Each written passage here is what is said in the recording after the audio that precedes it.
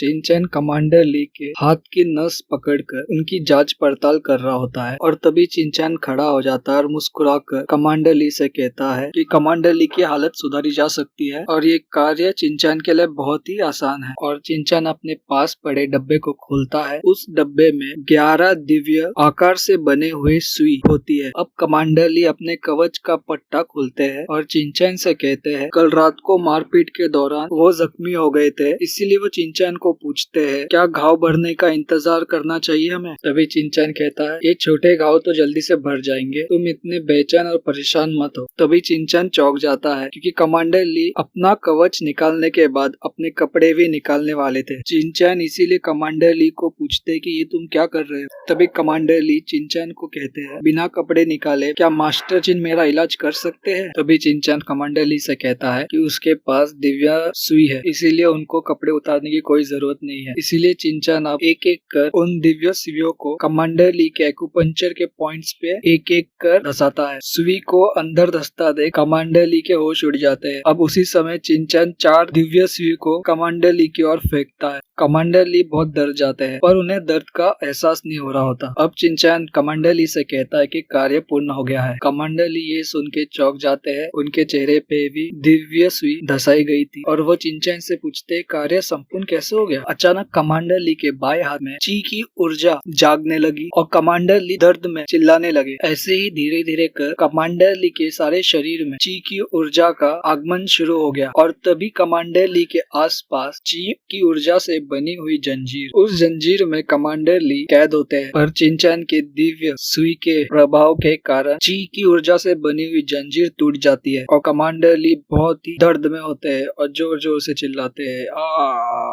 अब कमांडर ली ठीक हो जाते हैं और आश्चर्यचकित भी हो जाते हैं कि कैसे इतने सालों तक वो हेवनली लेवल में थे पर अब चिनचैन की वजह से वो ठीक हो गए हैं और अब हेवनली लेवल के आगे भी जा सकते हैं। अब कमांडर ली अपने दिल से चिनचैन का शुक्रिया अदा करते हैं और चिनचैन को वचन देते हैं कि जो भी चिनचैन आदेश देगा आज से वो कमांडर ली पूरा करेगा बिना कोई सवाल जवाब के, और कहते हैं कि वो मास्टर चिन के लिए मर मिटने के लिए भी तैयार है। अब ये सब देख के और सुन के चिनचैन कमांडर से पूछता है कि ये आप क्या कर रहे हो और कमांडर को जल्दी से खड़े उठने के लिए कहता है। तभी कमांडर चिनचैन से कहते हैं कि एक समय में वो बहुत ही प्रसिद्ध थे, उस समय हर कोई उनका आदर और सम्मान करता था, वो बहुत ही खुश रहते थे पर हेवनली लेवल को पार करने के चक्कर में वो जख्मी हो गए थे और इसीलिए ये बीते हुए 5 साल उन सालों में बहुत सारे लोगों ने कमांडर को बुरी नजरों से देखा था और उनके बारे में बहुत ही बुरी टिप्पणी भी करते थे। कमांडर इतने मायूस और दुखी हो गए थे कि उन्होंने सोच ही लिया था कि सारी उम्र अब शर्मिंदगी में ही जीना होगा। उन्होंने कभी सोचा नहीं था कि ऐसा दिन भी आएगा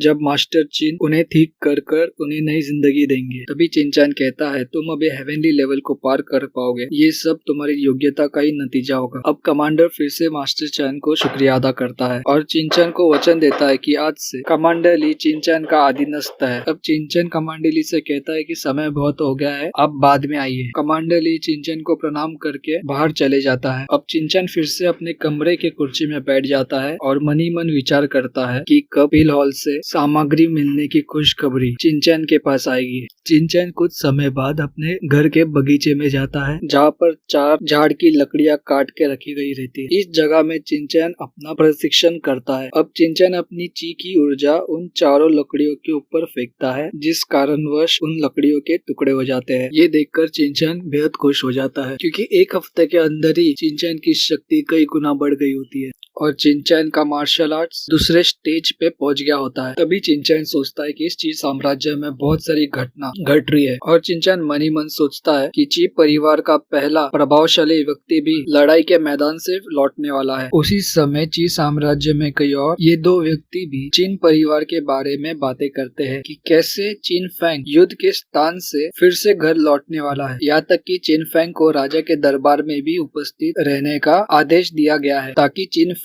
ब्लड स्पिरिट पुल की परीक्षा में भाग ले पाए जो कि जल्दी शुरू होने वाला है। तभी दूसरा व्यक्ति भी कहता है 8 स्थान में से 2 स्थान तो चिन परिवार के 2 लोगों के पास है। ये परिवार तो सच में प्रभावशाली और ताकतवर है और महाराज की कृपा दृष्टि हमेशा उस परिवार पे रहती है। उसी समय पास में खड़ा हुआ एक मास्टर भी अपनी राय देता है कि चिन फैंग को इसीलिए बुलाया गया क्योंकि उसने बॉर्डर पे लाजवाब काम किया है जिस वजह से इस ची साम्राज्य की ताकत कई गुना बढ़ गई है। अब एक व्यक्ति उन दोनों की बातें सुन रहा होता है। तभी सामने खड़ा हुआ टोपी में वो व्यक्ति कहता है, इतने शक्तिशाली और प्रभावशाली व्यक्तियों के मन में क्या चल रहा है वो ये लोग नहीं समझ सकते। वो कहता है कि चिन फेंग 5 साल पहले ही बॉर्डर पे भर्ती हुआ था और उस समय वो अर्थ लेवल का प्रैक्टिशनर था। अगर चिन फेंग को इस परीक्षा में भाग लेने का अवसर मिला तब तो हमारे इस डाकी राज्य के जीत निश्चित ही है। उसी समय एक सड़क पर बॉर्डर से कई सैनिक लौट रहे थे जिन्हें देखने के लिए बहुत सारे लोग उपस्थित थे। चिन फेंग उस सेना का नेतृत्व कर रहा था। चिन फेंग मनी मन सोच रहा था कि क्यों उसका भाई उसे प्रणाम करने के लिए उसके पास नहीं आया। तभी भीड़ में खड़ा एक छोटा व्यक्ति बाजू वाले बड़े व्यक्ति से कहता है, चिनचन ने ही तो चिन फेंग के छोटे भाई को हाल ही में जख्मी किया था, जिस वजह से चिन फेंग के भाई का कल्टीवेशन बेस बर्बाद हो गया था। तभी चुप कराते हुए वो व्यक्ति कहता है कि चिन फेंग चिनचैन के बारे में पूछ रहा है। तभी चिन फेंग सबके सामने कहता है कि उसके सुनने में आया है कि उसका छोटा भाई जो कि चिनचैन है वो इस राज्य में बहुत ही हाहाकार मचा रहा है। इतना ही नहीं, यहाँ तक कि उसने चिन फेंग को भी जख्मी किया है। और चिन फेंग कहता है कि परिवार का सबसे बड़ा लड़का होने के कारण वो इस समस्या का समाधान ढूंढेगा। तभी भीड़ में खड़ा हुआ व्यक्ति कहता है कि चिन फेंग इस बार बॉर्डर से घर लौटा है ताकि वो चिनचैन को मार पाए। टोपी वाला व्यक्ति भी ये सुन के खुश होता है और कहता है कि इस बार तो हमें बहुत बड़ा तमाशा देखने को मिलेगा, बहुत ही मजा आने वाला है। ऐसे ही बात सारी भीड़ में फैलने लगी कि चिन फेंग चिनचैन को खत्म कर डालेगा। भीड़ में एक प्रतियोगी भी था जो कहता है कि चिन फेंग पूरे साम्राज्य में